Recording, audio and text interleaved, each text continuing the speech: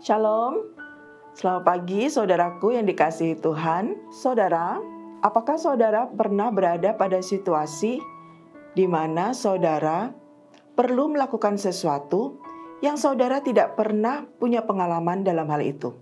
Atau saudara pernahkah berada pada situasi di mana saudara gagal dan saudara tidak berani atau ragu-ragu untuk mencoba lagi? Pagi hari ini kita akan membaca sebuah firman Tuhan dari Ulangan 31 ayat 8. Dikatakan demikian, sebab Tuhan, Dia sendiri yang akan berjalan di depanmu. Dia sendiri yang akan menyertai engkau. Dia tidak akan membiarkan engkau dan tidak akan meninggalkan engkau. Janganlah takut dan janganlah patah hati. Saudara, ayat ini diperkatakan Musa kepada Joshua setelah mereka semua menyadari bahwa pada akhirnya bukan Musa yang akan membawa orang Israel menuju tanah perjanjian, tetapi Joshua. Bayangkan apa yang dirasakan Joshua. Mungkin dia merasa ragu-ragu, mungkin dia merasa takut karena dia tidak punya pengalaman. Dia ragu-ragu karena dia harus berhadapan dengan hal yang baru, tantangan yang baru, memasuki wilayah baru dengan tim kerja yang baru, dengan sesuatu yang dia tidak tahu apa yang akan terjadi di depan. Firman Tuhan mengatakan dengan jelas, Joshua, sebab Tuhan, Dia sendiri yang akan berjalan di depanmu. Dia menyertai engkau. Dia tidak akan membiarkan engkau, tidak akan meninggalkan engkau. Jadi tidak ada alasan untuk takut, dan tidak ada alasan untuk patah hati. Yang menarik di sini adalah kata patah hati. Saudara, kalau kita melihat terjemahan lain dari Alkitab bahasa Indonesia, patah hati diartikan sebagai suatu perasaan yang mudah merasa kecewa. Yang kedua adalah suatu mental yang mudah putus asa. Saudara, tentang putus asa, itu adalah suatu keadaan di mana seseorang merasa jera, trauma, tidak ingin mengulang lagi. Orang Jawa bilang kapok.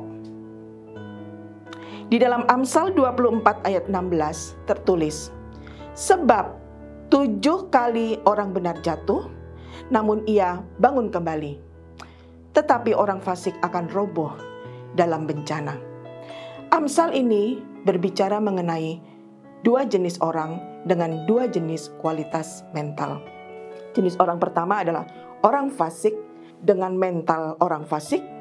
Jenis yang kedua adalah orang benar dengan mentalitas orang benar. Orang benar, mentalitasnya kalau dia jatuh 2 kali, dia bangun 2 kali. Dia jatuh 7 kali, dia bangun 7 kali. Seberapa banyak dia jatuh, dia bangun, bangkit, dan bisa mengatasi hal itu, dan dapat menguasai dirinya, dan dapat menguasai keadaan. Tetapi mentalitas orang fasik, sekali dia jatuh, dia akan roboh untuk seterusnya. Saudara, pilihan ada di tangan kita. Kita mau punya mentalitas orang benar atau mentalitas orang fasik? Mentalitas orang benar dibentuk dari keadaan yang sulit. Ketika dia gagal, dia bisa bangun lagi. Seberapa dia gagal, dia bangun lagi sampai dia berhasil. Dia tidak mudah menyerah. Dia tidak mudah jera. Dia tidak mudah patah hati. Dia tidak mudah terintimidasi. Apakah saudaraku sedang menghadapi sebuah perjuangan, sebuah tantangan di mana saudara pernah gagal dan sekarang harus memulai lagi? Saudaraku, firman Tuhan pagi ini berkata bahwa di dalam perjuangan kita, ketika kita menyadari bahwa kita berjalan di jalan Allah, pilihan kita sesuai dengan kehendak Allah, perjuangan kita adalah perjuangan yang disertai dengan Allah. Allah bersama dengan kita. Allah ada di depan kita. tidak ada alasan untuk takut dan tidak ada alasan untuk menjadi patah hati. Selamat berjuang karena Allah bersama-sama dengan kita. Mari kita berdoa. Bapa di surga, terima kasih untuk janji-Mu yang menguatkan kami pagi ini. Tidak selalu perjuangan kami berhasil dengan berbuah manis. Kadang-kadang kami betul-betul harus bergumul dan berjuang karena kami harus jatuh.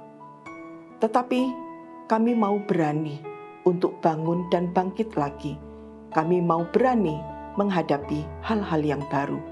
Oleh karena janji-Mu, kami tidak takut menjadi orang-orang benar yang memiliki mental yang tidak mudah patah hati.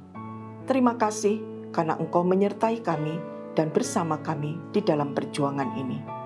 Di dalam nama Tuhan kami Yesus Kristus, kami sudah berdoa. Amin.